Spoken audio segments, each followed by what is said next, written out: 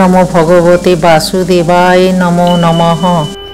YouTube रे थिबा समस्त भगवत प्रेमी भाई और भौणी मानक मोर राधे राधे। कृष्णांक कृपारु समस्ते भलरे थिबे बोली मोर आशा और विश्वास। आज आमे श्रीमद भागवत गीतार द्वितीय अध्यायर श्लोक 41 शुणिबा। ता आगरू जो माने सब्सक्राइब करिनाहांती सब्सक्राइब कर दियंतु, बेल आइकन भी दबांतु। बेल आइकन दबाइले आपण मानक पाखरे मोर वीडियो प्रथमे जाई पहुँचबो। शेयर भी करंतु, कमेंट रे राधे राधे भी लिखंतु। एबे आमे भागवत गीता विषय रे किछि सुनिबा, तापरे आमे श्लोक जानिबा। श्रीमद भागवतम रे मध्य मुक्तिर संज्ञा दिया जाइअछि। मुक्तिर अर्थ ए भौतिक जगत रे दूषित धारणारू मुक्त एवं शुद्ध चेतनारे अवस्थान। भगवत गीतार समस्त उपदेश एही शुद्ध चेतना को जागृत कराइबा निमित्त उद्दिष्ट एवं सेइति पाई आम्भे माने गीतार शेष अध्याय रे देखिबाकू पाउ जे भगवान श्रीकृष्ण अर्जुन को पचारुछंती जे से वर्तमान शुद्ध चेतनारे अछंती कि नाही। शुद्ध चेतनार अर्थ भगवानकर उपदेश अनुजाई कार्य करिबा। एहा हेउछि शुद्ध चेतनार समग्र कथा। चेतना तो आम्भमानक मध्यरे अछि, कारण आम्भे माने भगवान परम चेतनांकर अंशविशेष अटु। किंतु आम्भमानक पक्षरे एई विपद अछि जे आम्भे माने नीच चेतना अर्थात भौतिक गुण द्वारा प्रभावित हो जाओ, किंतु भगवान परम चेतना होइथिबारु प्रभावित हुअंती नाही। एहा हेउछि परमेश्वर और बद्धजीवी मध्यरे पार्थक्य।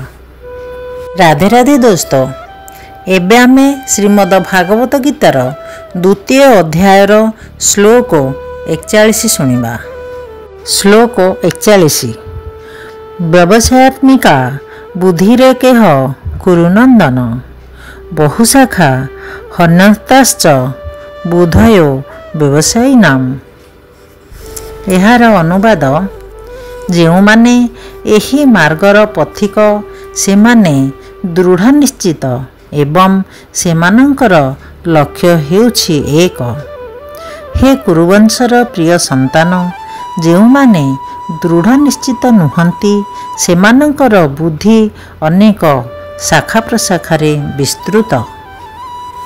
एहार भावार्थ, कृष्ण चेतनारे बा कृष्ण भावनारे दृढ़ विश्वास व्यक्ति को जीवनर सर्वोच्च परिपूर्णता बा पूर्णतम स्तर रे उपनीत कराइबा। एही चेतना बा विश्वास रे दृढ़ता को व्यवसायत्मिका बुद्धि कुहा जाए। श्री चैतन्य चरितामृत रे कुहा जाइअछि, श्रद्धा शब्दे विश्वास कहे सुदृढ़ निश्चय। कृष्ण भक्ति कैले सर्वकर्म कृतहय। एक उन्नत भावधारा रे अविचलित भावरे स्थिर रहिबाकू मा एकांत दृढ़ता को विश्वास कुहा जाए। जेतेबेले व्यक्ति कृष्ण चेतनारे कर्तव्य संपादन करे, सेतेबेले ताकू आउ ए भौतिक जगतर सामाजिक प्रथा, वंश परंपरा बा जातीयता बा मानविकता आदि विचारधारार बशवर्ती होई एसबु प्रति अजथा अनुगत्य प्रकाश करने दरकार पड़े नाही। गत जन्मर शुभाशुभ कर्मर फल हेउछि सकाम कर्मरे व्यापृत हेबा। जेतेबेले व्यक्ति कृष्ण चेतनाशील हो जाए बा कृष्ण चेतनारे जागृत हो जाए, सेतेबेले से ता कर्मर सुफल निमित्त आउ प्रचेष्टावान हुए नाही। जेतेबेले व्यक्ति कृष्ण चेतनारे स्थिर हो जाए, सेतेबेले तार समस्त कर्म चित स्तर रे अनुष्ठित हुए, कारण सेतेबेले तार कर्म सकल आउ भल मंद ବା ରାଗଦେଶ ଏ ଦ୍ୱୈତ ଭାବର ଦ୍ୱୈତକ ନୁହେଁ। କୃଷ୍ଣ ଚେତନାର ଅନ୍ତିମ ସ୍ତର ହେଲା ବା ପରିପୂର୍ଣ୍ଣ ସ୍ତର ହେଲା ଜୀବନର ଜଡ଼ ଧାରଣାକୁ ତ୍ୟାଗ କରିବା। କୃଷ୍ଣ ଚେତନାରେ କ୍ରମ ଅଗ୍ରଗତି ଫଳରେ ଏ ସ୍ତର ବା ଅବସ୍ଥା ସ୍ୱତଃ ପ୍ରାପ୍ତ ହୁଏ। ବାସୁଦେବ ସର୍ବମିତିଶ ମହାତ୍ମା ସୁଦୁର୍ଲଭ ଅର୍ଥାତ୍ ବାସୁଦେବ ବା କୃଷ୍ଣ ସମସ୍ତ ଦୃଶ୍ୟ କାରଣର କାରଣ ବା ମୂଳ। ଏହି ଜ୍ଞାନ ବା ଧାରଣାରେ ଯେ ଦୃଢ଼ ସେ କୃଷ୍ଣ ଚେତନାରେ ଦୃଢ଼ ବୋଲି କୁହାଯାଏ। ସେ ବ୍ୟକ୍ତିର ବିଶ୍ୱାସ ବା ଏକାନ୍ତିକତା ଏହି ଜ୍ଞାନ ବା ଧାରଣା ଉପରେ ଆଧାରିତ।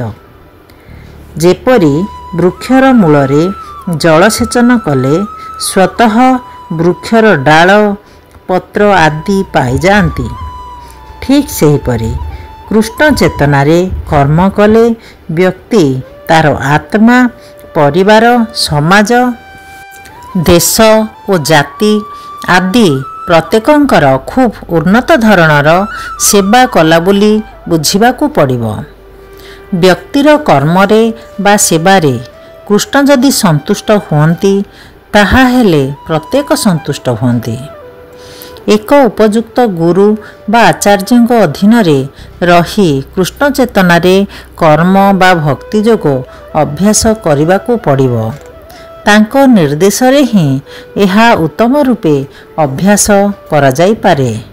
କାରଣ ଗୁରୁ ହେଉଛନ୍ତି କୃଷ୍ଣଙ୍କର ଉପଯୁକ୍ତ ପ୍ରତିନିଧି।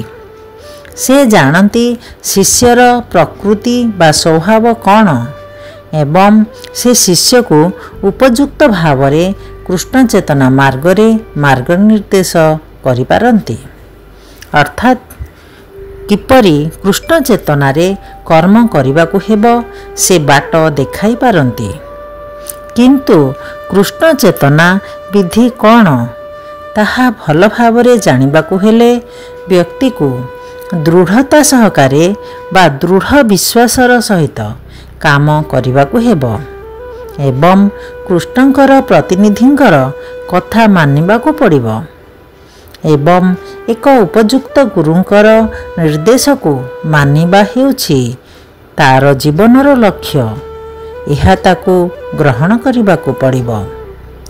ଶ୍ରୀଳ ବିଶ୍ୱନାଥ ଚକ୍ରବର୍ତ୍ତୀ ଠାକୁର ତାଙ୍କର ପ୍ରସିଦ୍ଧ ଗୁରୁବନ୍ଦନାରେ ନିମ୍ନମତେ ଉପଦେଶ ପ୍ରଦାନ କରି କହିଛନ୍ତି, ଯସ୍ୟ ପ୍ରସାଦ ଭଗବତ ପ୍ରସାଦୋ ଯସ୍ୟ ପ୍ରସାଦାନ୍ ଗତି କୁତୋପି ଧ୍ୟାୟନ୍ ସ୍ତୁବଂ ସ୍ତବ୍ୟ ଯଶସ୍ତ୍ରୀ ସନ୍ଧ୍ୟଂ ବନ୍ଦେ ଗୁରୋଃ ଶ୍ରୀଚରଣାବିନ୍ଦମ୍। ଅର୍ଥାତ୍ ଗୁରୁଦେବ ସନ୍ତୁଷ୍ଟ ହେଲେ ପରମ ପୁରୁଷ ଭଗବାନ ସନ୍ତୁଷ୍ଟ ହୁଅନ୍ତି ଏବଂ ଗୁରୁଦେବ ସନ୍ତୁଷ୍ଟ ନହେଲେ କୃଷ୍ଣ ଚେତନା ସ୍ତରକୁ ଉନ୍ନୀତ ହେବାର ଅବକାଶ ନାହିଁ। ତେଣୁ ମୁଁ ଦୈନିକ 3 ବାର ତାଙ୍କର କୃପା ଭିକ୍ଷା କରୁଛି, ତାଙ୍କୁ ଧ୍ୟାନ କରୁଛି ଏବଂ ସେହି ଗୁରୁଦେବଙ୍କୁ ମୋର ଭକ୍ତିପୂର୍ଣ୍ଣ ପ୍ରଣାମ ଜଣାଉଛି। ସମୁଦାୟ ଧାରା ପୂର୍ଣ୍ଣ ଆତ୍ମଜ୍ଞାନ ଉପରେ ଆଧାରିତ। ଏହା ଦେହ ଧାରଣାର ବହୁ ଊର୍ଦ୍ଧ୍ୱରେ। ଏହା କେବଳ ପୁସ୍ତକ ଜଗତ ଜ୍ଞାନ ନୁହେଁ ବା ପୁସ୍ତକ ଜଗତ ଜ୍ଞାନ ହୋଇ ରହିବା ଉଚିତ ନୁହେଁ। ଏହା ବାସ୍ତବ ଜ୍ଞାନ ଅଟେ ବା ହେବା ଉଚିତ। ଯେତେବେଳେ ବ୍ୟକ୍ତି ଏ ଜ୍ଞାନ ଲାଭ କରେ ସେତେବେଳେ ସକାମ କର୍ମରେ ପ୍ରକାଶିତ ହେଉଥିବା ତାର ଇନ୍ଦ୍ରିୟ ପରିତୃପ୍ତିର ଅବକାଶ ଆଉ ରହେ ନାହିଁ। ଯେ କୃଷ୍ଣ ଚେତନାରେ ଦୃଢ଼ ନୁହେଁ ସେ ବିଭିନ୍ନ ପ୍ରକାର ସକାମ କର୍ମରେ ଲିପ୍ତ ହୁଏ, ଅର୍ଥାତ୍ ତାର ମନ ବିଭିନ୍ନ ପ୍ରକାର ସକାମ କର୍ମ ପ୍ରତି ଆକୃଷ୍ଟ ହୁଏ। ରାଧେ ରାଧେ ଦୋସ୍ତ। ଏବେ ଆମେ ଏହାର ପର ଭିଡ଼ିଓରେ ଶ୍ଲୋକ 42-43 ଶୁଣିବା। ଏବେ ମୁଁ ରହୁଛି। ରାଧେ ରାଧେ।